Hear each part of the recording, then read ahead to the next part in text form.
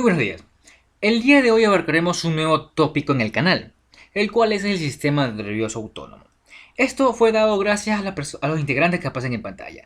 Leticia Blesaca, Gabriela Díaz, Lice Chauca y nuestro tutor, el doctor Giovanni Cañaro. Me llamo Diego Ordóñez y comencemos. El sistema nervioso se divide en periférico y central. Sin embargo, hoy nos enfocaremos en la parte del sistema nervioso periférico, ya que de este es que surge el sistema nervioso autónomo. El sistema nervioso autónomo tiene como función controlar el medio interno del cuerpo, además de permitir el control preciso y fino de las funciones de muchos órganos y tejidos, incluido el músculo cardíaco, el músculo liso y glándulas exócrinas. La división de la misma es muy simple. Tenemos una parte parasimpática y una parte simpática. En primer lugar, hablaremos un poco sobre la parte simpática, ¿ok? Como primer punto tenemos que va a ocupar la mayor parte del sistema nervioso autónomo. Por otro lado, tenemos que va a inervar el corazón, el pulmón, los folículos pilosos, las glándulas sudoríparas, etc. Por otro lado, tenemos que va a estar constituido por vías eferentes provenientes de médula espinal, los troncos simpáticos ganglionares, plexos y los ganglios regionales. Por último, y por no menos importante, hay que tener mucho ojo en esto, y es que va a tener como función de preparar el cuerpo para un cierto tipo de emergencia, ya sea lucha o huida. Las fibras eferentes. Estas están formadas por neuronas conectoras simpáticas, las cuales se encuentran en la columna gris lateral de la médula espinal. Estas células abandonan la médula por las raíces nerviosas anteriores y pasan a través de las ramas comunicantes blancas en dirección a los ganglios paravertebrales del tronco simpático. La distribución de la misma es que, por un lado, tenemos que va a hacer sinapsis con una neurona excitadora en el ganglio. Por consiguiente, se van a dirigir en dirección cefálica en el interior del tronco simpático para establecer sinapsis en los ganglios de la región cervical y pasan a través de los ganglios del tronco simpático sin hacer sinapsis. ¿Okay? Son tres puntos muy importantes que vamos a tener en consideración con las fibras preganglionares. Sin embargo, hay que tener en consideración otras cuestiones muy importantes. Tenemos las fibras nerviosas aferentes que están presentes en un trayecto que va desde las vísceras a través de los ganglios simpáticos sin establecer sinapsis. Esto no es más que fibras postganglionares. Ya se habló de la preganglionar, en cambio este sería postganglionar. Y para que haya una conexión entre una y otra tenemos algo conocido como tronco simpático, que son dos troncos que se extienden a lo largo de toda la longitud de la columna vertebral. Va a estar constituido por 3 ganglios en la parte de la región cervical, 11 o 2 en la región torácica o dorsal, 4 o 5 ganglios en la parte lumbar y 4 o 5 en la parte pélvica. ¿Okay? Por el lado del sistema nervioso parasimpático tenemos como función, pues va a ser contraria al simpático, y es que el parasimpático va a estar relacionada con la conservación y la recuperación de la energía. ¿Vale? Por un lado tenemos también las fibras nerviosas eferentes. Las fibras nerviosas eferentes del sistema nervioso parasimpático tenemos que van a estar formadas por células nerviosas conectadoras que se ubican en el tallo cerebral y en los segmentos sacros de la médula espinal. Esas células nerviosas que están relacionadas al tallo cerebral van a estar dados por los nervios de ciertos pares crenales. Esos pares crenales son el nervio oculomotor, el nervio facial, el nervio glosofaringeo y el vago. Por otro lado tenemos a las fibras nerviosas aferentes. Estas tienen un trayecto desde las vísceras hasta los grupos celulares que se encuentran en los ganglios sensitivos de los nervios craneales o en los ganglios de las raíces posteriores de los nervios sacroespinales. En esta tabla de esta diapositiva vamos a encontrar las funciones del sistema nervioso autónomo, tanto su efecto simpático como su efecto parasimpático relacionado a la estructura diana que estos van a conducir. Por otro lado tenemos ahora los plexos autónomos. Los plexos autónomos son una gran red de nervios que sirven como un medio de conducción para la distribución de fibras simpáticas. En este caso tenemos 4 plexos: el plexo cardíaco, el pulmonar, el celíaco y el hipogástrico. Primero hablaremos un poco sobre el cardíaco. Este se encuentra encima de la bifurcación de la tráquea y se forma a partir de los nervios cardíacos simpáticos y de las ramas cardíacas del nervio vago. Por otro lado tenemos el plexo pulmonar. Este se va a unir al plexo cardíaco y se localiza alrededor de los bronquios primarios y de las arterias pulmonares en las raíces de los pulmones. Por otro lado tenemos al plexo celíaco o solar, ubicado en la región epigástrica sobre la aorta abdominal. Está formado de fibras vagas que llegan al mismo a través del plexo esofágico, de fibras simpáticas que surgen de los ganglios celíacos o que descienden del plexo aórtico torácico. Por último tenemos al plexo hipogástrico, que está ubicado frente a la quinta vértebra lumbar y del promontorio del sacro, y posee porciones laterales donde podemos encontrar plexos pélvicos, los cuales se encuentran en cada lado recto. Ahora hay que tener en consideración algo muy importante, y es que no son los únicos plexos que hay. ¿Okay? Hay otros plexos que van a tener otro tipo de función y otro tipo de estructura, como es el caso del plexo braquial y el plexo cervical.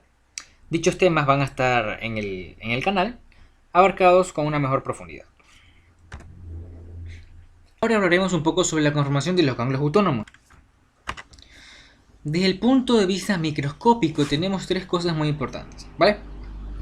Tenemos a la cápsula, que va a estar dado por tejido conectivo, que va a envolver tanto a los nervios que cruzan por allí y a las neuronas ganglionares. Ahora tenemos desde el punto de vista macroscópico, que es el que más nos interesa.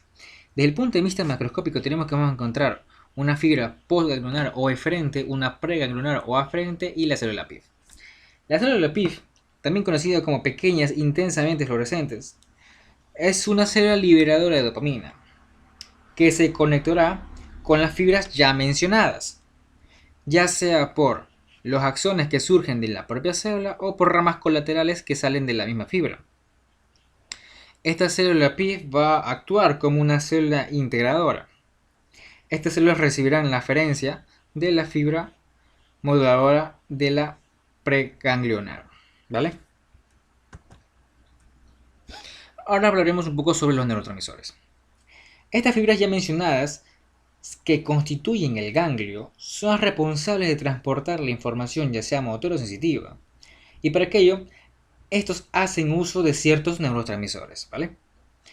Primero comenzaremos en la parte preganglionar, que vamos a encontrar una similitud tanto en la parte simpática como en la parte simpática.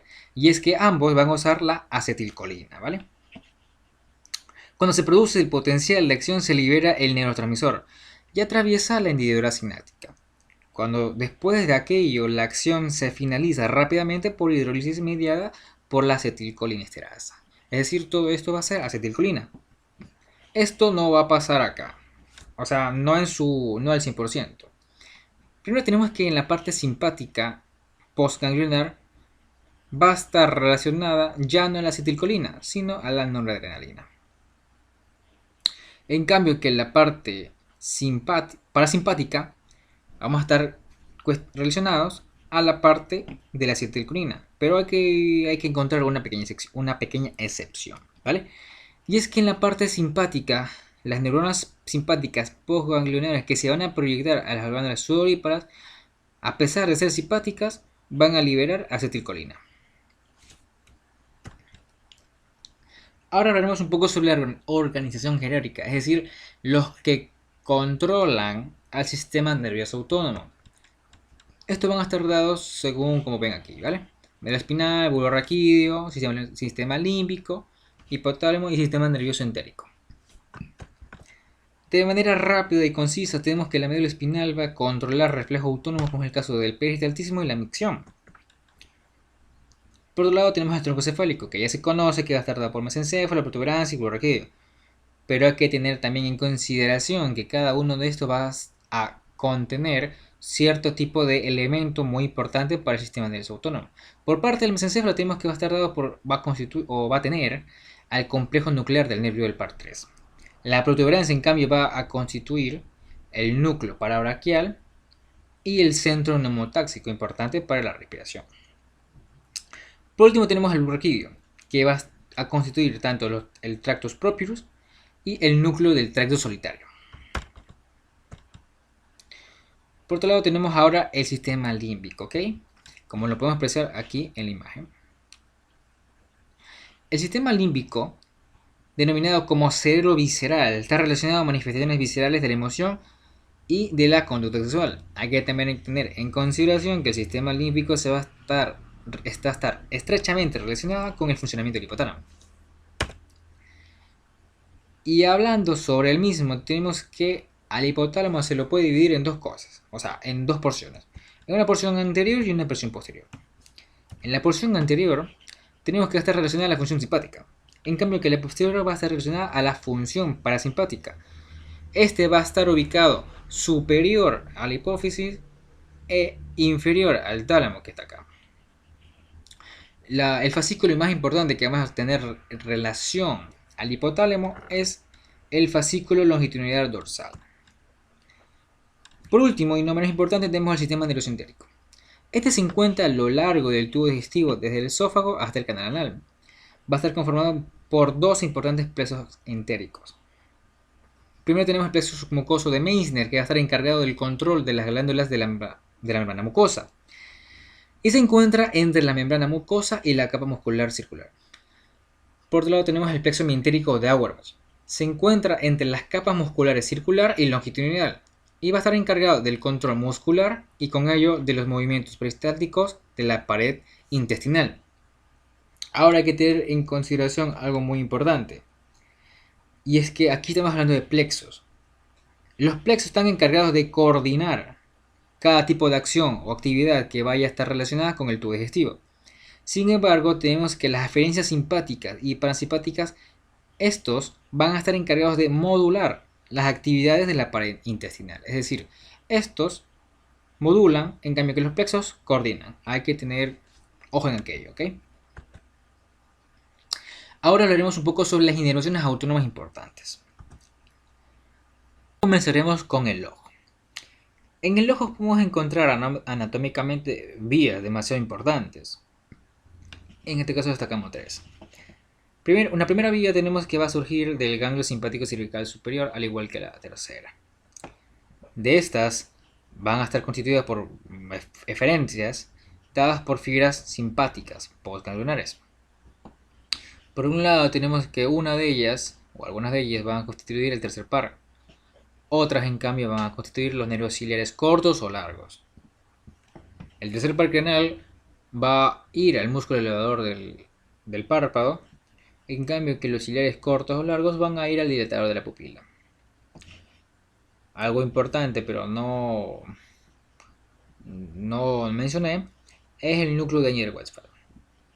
Este núcleo, también dado por fibras postganglionares, pero en cambio en este caso son parasimpáticas, va a ir haciendo sinapsis al ganglio ciliar hasta llegar al esfínter de la pupila. Por otro lado tenemos la glándula lagrimal. En la glándula lagrimal vamos a encontrar una inervación parasimpática y una inervación simpática. La parasimpática se origina del núcleo lagrimal del séptimo par. Las fibras preganglionares de la misma o aferentes alcanzan el ganglio etérico platino a través del nervio intermedio y su rama pedrosa mayor o del canal trigoideo. En cambio que sus fibras eferentes se unen al nervio maxilar, pasan al interior de la rama cigomática y forman el nervio cigomático temporal para alcanzar la glándula lagrimal. En su parte simpática tenemos que las fibras postganglionares surgen del ganglio simpático cervical superior, como hasta acá arriba, y siguen alrededor de la arteria carótida interna, para unirse a diferentes nervios, con el peloso profundo, el canal trigoideo, el maxilar, el cigomático y el cigomático temporal, para obviamente finalmente llegar al nervio lagrimal. Otra cuestión a comentar es el corazón. El corazón tiene su inervación simpática y parasimpática, al igual que el pulmón. El corazón, en su inervación simpática, se origina de las porciones cervical y torácica superior de los troncos simpáticos. Sus fibras postganglionares llegan al corazón mediante las ramas cervicales del tronco simpático y las ramas cardíacas de la porción torácica. En cambio, que en sus fibras preganglionares de la inervación parasimpática surgen del núcleo dorsal del vago y descienden a través de los nervios vagos del tórax hasta llegar a los nódulos sinusal, atrioventricular y las arterias coronarias. En la parte de los pulmones vamos a encontrar algo muy importante, o que es demasiado notoria su diferencia. Y es que sus fibras postganglionares penetran en el pulmón y forman redes alrededor de los bronquios y los sanguíneos y van a producir broncodilatación y una ligera vasoconstricción. En cambio que sus fibras preganglionares que surgen del núcleo dorsal del vago van a producir broncoconstricción y una ligera vasodilatación. El riñón, tenemos que su inervación simpática va a conducir a la vasoconstricción. Estos llegan al plexo renal gracias a fibras o ramas que nacen del tronco simpático y el nervio esplénico torácico más inferior. Sus fibras eferentes obviamente salen del plexo renal y se distribuyen en las ramas de la arteria renal. En cambio, que su inervación parasimpática, que va a estar relacionada a la vasodilatación, tenemos que sus fibras pregangliares llegan al plexo renal mediante fibras procedentes del nervio vago. Ahora, sus fibras eferentes que salen obviamente del plexo renal se distribuyen en las ramas de la arteria renal. Ahora hablaremos sobre la parte anatómica del sistema nervioso autónomo de la glándula suprarrenal. Algo muy importante a destacar es que no va a haber aquí algún tipo de inervación parasimpática, no existe. Sin embargo, sí tiene simpática. La simpática inicialmente va a estar dada por acetilcolina. Sus fibras pregangliares llegan a las células secretoras en la médula de la glándula mediante el nervio esplénico mayor. En cambio que sus fibras postgangliares, las células secretoras de la misma glándula secretan adrenalina y noradrenalina. Bueno, ahora hablaremos sobre las extremidades superiores e inferiores. En cada una de estas tablas, como se puede apreciar, se pueden destacar ciertas diferencias. Por parte de las extremidades superiores, tenemos que las fibras pregangliares surgen de los segmentos T2 a T8. En cambio que las inferiores, las mismas fibras pregangliares surgen de los segmentos T10 a T12 y L2 y L3. Es decir, superior en la parte superior e inferior en la parte inferior. Por otro lado, tenemos que las fibras postganglionares de las extremidades superiores se unen a los nervios y arterias en forma de plexo braquial. En cambio que en las extremidades inferiores tenemos que las fibras postganglionares se unen a las arterias mediante los plexos lumbar y sacro. En esta tabla podemos apreciar un resumen de lo que mencioné y ciertas cuestiones que no se han mencionado. Pero el que más se destaca de todo esto, o el que yo quiero sacar, es la eyaculación. Esto es debido a que normalmente es tomado en ciertas lecciones, ciertos exámenes, ciertas evaluaciones. Y como se puede apreciar, esta acción no se encuentra relacionada a una actividad parasimpática, sino que está estrechamente relacionada a una acción simpática, como se lo puede ver en la tabla. Ahora hablaremos un poco sobre los reflejos. Primero comenzaremos con el reflejo de acomodación. El reflejo de acomodación viene dado gracias al acercamiento repentino de un objeto lejano. Los impulsos de este reflejo nacen y viajan por el nervio, el quiasma y el tracto óptico, pasando por el cuerpo génico lateral y las radiaciones ópticas. Paralelamente hablando, tenemos que las interconexiones entre el campo visual de la corteza frontal y la corteza visual van a enviar fibras a través de la cápsula interna hasta llegar al núcleo oculomotor del mesencéfalo. ¿Por qué menciono estos tres de aquí? Y es que estos de aquí llegan al núcleo oculomotor del mesencéfalo, estos dos primeros, y de aquí nacen fibras eferentes que van a ir a los músculos rectos mediales, obviamente para la construcción de los mismos. Ahora cabe mencionar y destacar que las mismas fibras de la corteza frontal que ya acabé de mencionar, que pasan por la cápsula interna, algunas de ellas siguen otra vía, la cual es la vía fotomotora. Ahora hablaremos sobre la anatomía de los reflejos del seno carotídeo y el arco aórtico. Estos vienen dados por barroreceptores que están estimulados ante el incremento de la presión sanguínea. Estos se localizan tanto en el seno carotídeo como en el arco aórtico. Sus fibras en el seno carotídeo ascienden por el interior del nervio glosofaríngeo hasta llegar al núcleo solitario. En contraposición tenemos que el arco aórtico va a ascender por el nervio vago, algo que no sucede aquí. Y otra diferencia es que en el arco aórtico Los receptores del arco aórtico van a activar el núcleo dorsal del vago, en cambio que el seno creativo va a llegar al núcleo solitario.